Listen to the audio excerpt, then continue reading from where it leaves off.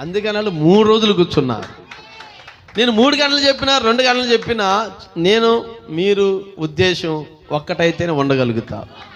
నా ఉద్దేశం ప్రకారం నువ్వు లేకపోయినా, నీ ఉద్దేశం ప్రకారం నేను లేకపోయినా లేచి మనకి ఎందుకు వెళ్ళిపోతాం అంతే. కనుక ఇప్పుడు ఆ ఎవరో చెప్పిన ఆ పాస్టర్ చెప్పిన సాక్ష్యం ఎవరినో మాయ చేయడానికి చెప్పిన మాట,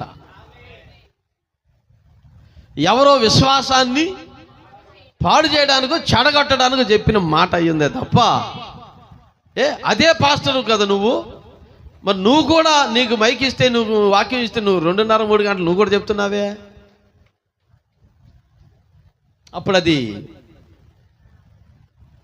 3 గంటలు బోధ అవలేదా? 2 గంటలు బోధ అవలేదా?